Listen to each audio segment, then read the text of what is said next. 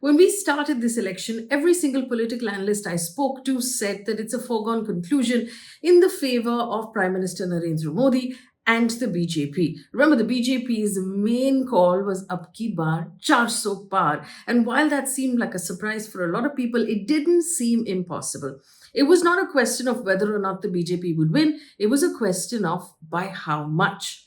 But now, halfway through the election, 4 phases of voting being done, 3 phases to go, it does seem like the tide is starting to turn, because everywhere you look, people are talking about the fact that forget about 400 par, yaar, this time we might be talking about a sub 300 number. So here is my list of the 10 things that have happened in the last 3 or 4 phases of election that have turned the tide and seem to be the kryptonite at this point that's hurting Modi's magic, or actually chipping away at that Modi juggernaut and that wave, making it seem like the BJP doesn't have such a done deal anymore with 3 more phases to go. Remember, it's a marathon long election. It's going on longer than our heat wave at this point. It does seem like there is a possibility of things to change. So this is the list that I put together with my team of the things that have happened that seem to be hurting Narendra Modi's magic. Now, the first form of kryptonite on my list is the voter turnout. And we saw that this was the big change. Now, let me take you through those numbers, right? The Election Commission, first of all, there was a question about why the Election Commission was delaying voter turnout. There were a lot of reports about the fact that it wasn't as great as we've seen in the past. Voter turnout in the first 3 phases were about 66%, about 3% dip from what we are used to. In the big cities, it was even worse. Hyderabad, for example, has showed a fairly poor voter turnout. The third phase turnout was about 65%. That was really, really low. And we understand phase 4 is not really very different at this point, but the final numbers are not just out. So why does a lower voter turnout have the possibility of hurting the BJP? Now, take for example, political analyst Sumantra Bose, who spoke to Al Jazeera, who said that it's lower because people simply aren't overwhelmingly enthusiastic about going out of their houses and voting for the Prime Minister to come back with resounding numbers. Rahul Verma from the Center of Policy Research has said that there's no big emotive issue in this election. That is, there's no new leadership campaign on the campaign trail. There's nothing new really to enthuse the voters. Now, again, there's one theory that says that the lower voter turnout can be attributed to COVID, because so many lives were lost during COVID. The election list has not been updated to remove them from the election list. That's why we're seeing lower numbers. But it's palpable at this point that there is lower enthusiasm on the ground. Like, for example, there was an article written by Kumi Kapoor in the Indian Express, and she's a keen political observer. She talked about how the Panna Pramukh in the BJP, the ground worker, the guy who's actually sitting outside the polling booth with the list, and he has a team of people working with him. Their job is to get people out of their houses and to go out and vote. They're really the foot soldiers that are doing all of the work. So they're part RSS, part BJP. BJP has always won its elections because of the foot soldiers, because it has such a beautifully ironed out, well-oiled machine. That Pramukh is not happy. One of the reasons they're unhappy about is because of the number of people who've switched from the opposition to the BJP in the last 6-8 months, who've been given tickets. So now the people they would normally criticize for corruption, they are having to actually campaign for, and apparently that is really sort of just drawing the enthusiasm out of them. They're not happy by it. There is some level of anti-incumbency as well. And there's just fatigue in the cadre at this point. By not having anything particular to go out and sell, they do seem a little tired and a little subdued. The other big factor, and this is my factor number 2, Kejriwal is back. And he is back with a vengeance. Now, their poster announcing Kejriwal's release from jail said the tiger is back, right? He was released on Friday evening. And since the time he was released, he has been baying for BJP blood. He has not stopped for a second, making statement after statement, making the most of the fact that the Supreme Court, by argument, has given him this chunk of time to campaign. So he's really going after that campaign. Now, and it seems to have, this release seems to have caught the BJP by surprise. And I'll tell you why I'm saying that. Vinay Sahasrabudhe of the BJP actually made this statement on his Twitter handle. That's the tweet. And he says, and I'm quoting, by picking a side right at the middle of elections, the lordships have made themselves part of the campaign. When the billion ballots speak, they may not like it. So, this is, I mean, from criticizing the court, the Supreme Court particularly, is a different legal matter, and that is for Mr. Sahasrabudhe to figure out on his own. But it does seem like there's a massive sense of disappointment and surprise in Kejriwal's release and the grant of bail. The second thing that's happening because of Kejriwal's release, now you remember, and I've put out a separate video on this, but you remember that the Supreme Court bought the argument that Kejriwal has a right to campaign during the elections. And it is that right they have released him for until the elections, right? But this also applies to other politicians who are currently in jail. The other Aam Aadmi Party leaders who are also now going to, one assumes, move appeals to the Supreme Court, saying, hey, we want to campaign as well. And now this has set precedent. When the Supreme Court makes a judgment based on an argument, it sets precedent. So which means that now, and remember, the Supreme Court said, and I'm paraphrasing here, that the general elections is sort of the living force of a democracy. That's a massive statement to come from the court. So other opposition leaders are also going to now seek bail, and it's not going to look good for the BJP if they all start coming out. The Supreme Court is buying their argument. Now, since Kejriwal was released, he has said various things. He has released his own set of guarantees for the whole country at this point. He has actually said the Prime Minister might retire mid-term and Amit Shah will become the Prime Minister. He has said that Yogi Adityanath will be dismissed as Chief Minister of Uttar Pradesh. And we've seen the BJP respond to him. Amit Shah immediately clarifying that the Prime Minister will not retire. He will finish his term. All of this is nonsense. But this also means that Kejriwal is setting the agenda and the BJP is having to respond to him. Kejriwal, from what we understand from journalists in Delhi, is dominating the conversation. Everybody's talking about him, whether they like him or dislike him. And he's really the kind of person who is either really loved or deeply disliked. In Delhi, remember, the BJP has been winning all 7 seats in 2014 and in 2019. The Aam Aadmi Party, even though it has won the state elections, has failed to win any of the seats in the central elections because people in Delhi have been voting for the Prime Minister and voting for Arvind Kejriwal on the state. So they've kept those two separate. There might be a possibility, given that Delhi is now voting on the 1st of June and there is a fortnight's difference, there might be a possibility that Arvind Kejriwal could, after his release, make that change and get more and more people to vote differently in Delhi at least. And then, of course, he has sway in Punjab, and that will be 2 interesting states to take a look at. My third thing of kryptonite that's currently chipping away at the Modi magic is the stock market. Investors are getting jittery in the stock market, and if you'll see, the Sensex has been suffering blow after blow every time there is a vote and every time the voter turnout numbers come out. So the Sensex, in fact, on Thursday had its largest one-day drop in one single day, falling over 1,000 points. And concerns were really about the lower voter participation and the possibility of the Modi government not coming back with a full majority.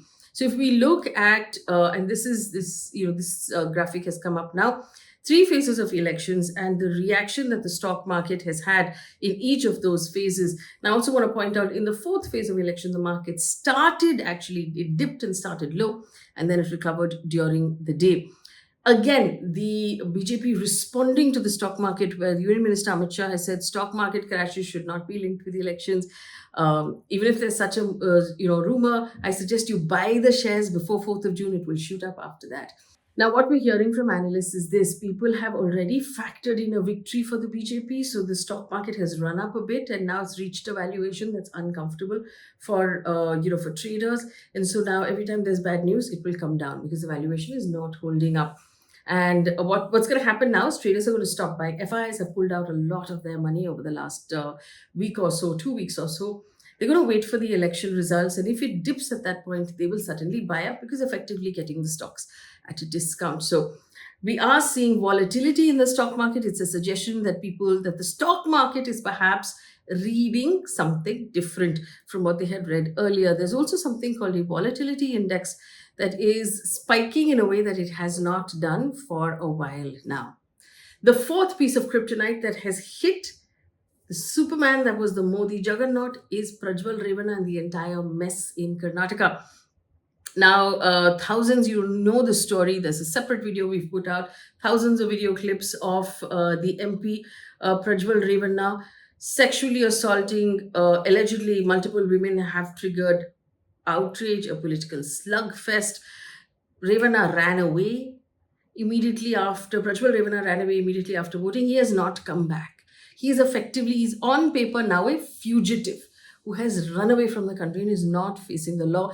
This does not look good. If his family in any way is going to say that he is innocent, he's not looking innocent anymore because he is now a fugitive who has fled the country for Germany before the whole thing got really hot. Of course, these are allies of the BJP, part of the NDA. The Prime Minister campaigned for Prajwal Revana. He said, if you vote for Prajwal Revana, you're voting for me.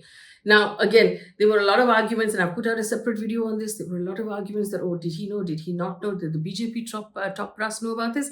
It turns out almost everybody knew about it. So it's not looking good. It's not looking comfortable for the BJP in Karnataka. Remember, Karnataka has 28 seats.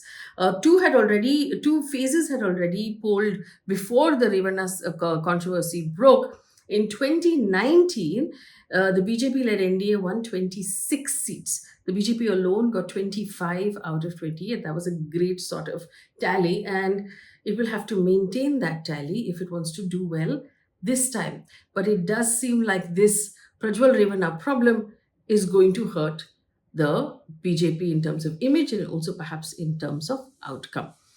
Now, the other two states that are likely to cause problem, Haryana and Bihar. Now, Bihar is a very interesting state that is now turning out to be a kryptonite. It's a large state. Lalu Prasad Yadav has taken a backseat because of his health, but his son has now become sort of a star campaigner. Tejasvi Yadav is giving the NDA, which is the BJP and Nitish Kumar, a run for their money in his campaign. He's emerged like a star in this, in this entire election so far. And joining hands with the Congress and the CPIML Liberation, Nitish Kumar's abrupt return to the NDA, this is looking like a bit of a problem for the NDA right now in Bihar. Remember, the BJP does not have a state player in Bihar right now. Nitish is their state player. He's lost face because of the number of U-turns he's done, and perhaps doesn't have the same level of credibility that he used to have at one point. The other state that could be a problem is the state of Haryana. As you know, 3 independent MLAs have pulled power away from the BJP government, and the BJP government at this point may not have the numbers to hold its government in place. Now, one of the defectors has said unemployment and inflation are key factors for his decision. He's also said that it was the lack of support from the BJP towards the farmers that resulted in this. Now, Haryana doesn't add a lot of seats. It's 10 seats up for grabs, but Haryana has always been a bellwether state. It sort of votes the way the entire country votes. It will go to vote on the 25th of May. The BJP has been a dominant force that has won all 10 seats the last time in 2019. And so remember, the BJP will have to hold on to the seats that it won last time or increase its seats somewhere else. So the South doesn't seem so possible. So states like Haryana, which were a given, at this point draws a question, looks slightly weaker when the BJP state government seems a little wobbly at exactly this time. Bihar, as we talked about with Nitish Kumar, has 40 seats up for grabs. In the 2019 election, BJP won 17. Nitish Kumar's JDU won 16. Now we'll have to see, given Nitish Kumar switching back and forth, what he's likely to hold on to. The other state now at number 6 that might be kryptonite for the BJP is Maharashtra. There is a political burji, as we call it in Maharashtra. There is a political burji happening in Maharashtra at this point. People who are voting don't know who is who anymore. So let me take you through the problems. First of all, massive farmer issues in Maharashtra. Farmers who were once BJP supporters now are completely disillusioned. They've had low crop prices. They have very high input costs at this point. MSP has been a problem. Irrigation has been a problem. And the people who they were normally blaming for these problems have switched to the BJP. So now there's this whole confusion of who is whom at this point. Because there is such a lot of anger, even the BJP sort of candidates are not sure what to do about it. So, for example, Economic Times quotes BJP Jalgaon candidate Smita Wagh, who has said that yes, there are issues. I'm trying to make them understand this is because of international prices. If the Modi government comes back again, we will resolve your issues. So automatically that will cause people to say, what happened in the last 10 years? Why haven't you done it so far? Now also there is the as you know, there's the Burji, like I talked about, Ashok Chavan, Praful Patel, Chaggan Bhujbal, all of these guys switching to the BJP. There is and the NDA. There's a lot of sympathy for Sharad Pawar and for Uddhav Thackeray because of what was done to their parties. Then of course there's the big Maratha issue. The Fadnavis Shinde government was not able to resolve the Maratha reservation issue. Marathas add up to 28% of the state population. And Manoj Jarangi, who was the leader of that protest at this point, has said that he will punish the politicians who have not, and he said all politicians across all parties, but this was a big problem for these two men to solve, and they haven't particularly solved it, and this is possibly going to hurt them during this election. Remember, Maharashtra is a massive state after Uttar Pradesh.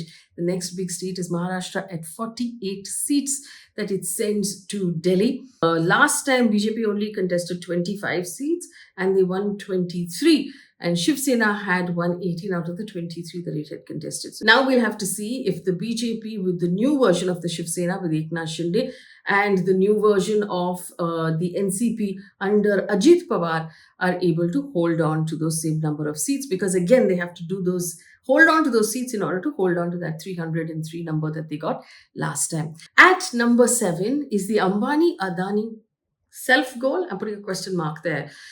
The Prime Minister was speaking at a rally in Telangana last week. He began with attacks at Rahul Gandhi, saying that how many sacks of black money have you taken from Ambani and Adani? How many tempos full of notes have reached the Congress? What deal has been struck? Now, this raised eyebrows across the country. The Congress has latched onto it and they have gone after it, saying, if you think there are truckloads of money, please send the ED and have that investigated. But I mean, the country sort of knows and also accepts that there is a closeness between Adani, at least, and the Prime Minister, and their rise from Gujarat to Delhi on the national stage has sort of been in tandem. So it was surprising to hear this statement come from the Prime Minister. It was surprising, of course, the Congress sort of, took advantage of it. But the other thing that we must talk about is the sort of change in tone, because the Prime Minister's statements more and more are becoming about the Congress and not about himself and not about his achievements and not about what he promises to do in his third term. It's all about they will do this if they come to power. You should be worried about them. You should be afraid about them. They're constantly talking about this. So he's drawing a lot of focus and sending it in the Congress's direction. And that brings me to my 8th point, which is the Mangal Sutra politics. It's just not landing. Now, this time, there are 20 crore voters who are between the ages of 18 and 29. So they're under 30 years old. So these are young people. They're ambitious people. They want opportunities. They want success. They want the moolah. Mangal Sutra, buffaloes, Ram temple, polarization doesn't seem to be landing for any of them. So it's not getting the kind of response perhaps that the BJP thought it would have gotten. I remember last time going into the elections, there was Pulwama, there was Balkot, there was a lot of talk about nationalism, there was a lot of talk about giving Pakistan responses and, ghar mein ghuske marenge, that sort of fervor. That is missing this time. Even in fact, references to the Ram Mandir have come down quite a bit as the election has progressed from the BJP. The polarization doesn't seem to really be working, and it actually might work against them. Now, at point number 9, and this is not exactly a kryptonite, this is sort of a point I'm just putting forward, it's important and it might go either way. The women hold the key, as they do to most things. Out of the 96.8 crore voters in this election, half are women. There's a much higher number of women voting this time. Bloomberg, for example, points out that women hold the key to BJP's electoral victory. Now, a couple of points I want to bring up here. Since COVID, there's been a sharp decline in the participation of women in the workforce. So fewer women are able to work because we aren't enough jobs. And women get laid off first, and they haven't been given those jobs back. This is something that's going to hurt women. Secondly, inflation. Inflation always hurts women because it's the women who have to stretch the sort of household income to feed those mouths and figure out how to put food on the table. There is, of course, from the BJP, the Ujjwal Yojana, free gas cylinders, ration that's going out to a large number of people still, the Lakpati Didi schemes. These might still strike a chord, and these are really important schemes. And the BJP, after the Bihar election, has an eye on the fact that women voters are important, and they're going to continue to vote, to focus on that. Couple of things that will hurt, though. Brijbhushan Charan Singh, the fact that his son has been given a ticket, and he came out and said that Brijbhushan to jeetne ke liye hi paida hua hai, wo kabhi harega nahi. So this sort of arrogance, the way the women wrestlers were treated, the Prajwal Revana issue, women voters are really important in this election, could go either way. So I'm not saying that it's going against the BJP at this point. And number 10, and this I think is interesting, because of the 9 things we talked about, the India bloc has become much more confident than they were in the beginning. So when we started the elections, they did seem like they were dragging their feet, their shoulders were dropped. It didn't seem like they believed they had really any chance of victory. Now it does seem like they're smelling some sort of blood in the water, that there may be a possibility. So they're sounding more confident. They have a common message. They've been driving home this point that you're fighting for your democracy, that the BJP will actually change the constitution, that will take away the rights of the poor, that it will take away Manrega, for example. This was something that Rahul Gandhi said. Of course, it didn't help for the BJP that Anand Kumar Hegde, who has now not been given a ticket in Karnataka, had initially said, give us 400 seats and we will change the constitution in your favor. That was something the opposition latched on to. After that, the Prime Minister has had to come out and say, if you don't give me 400 seats, the Congress will change the constitution. He'll reverse the Ram Mandir. He'll put a lock on it. He'll reverse Article 370. So again, a lot of the campaigning now focusing on the Congress instead of focusing on himself, focusing on the work he's done or what he's promising in the future. When it comes down, I have to point out that we still have 3 phases to go. It's anyone's game. Anything can happen in these 3 phases. It's a long period of time. We have short of a month before election results are announced on the 4th of June.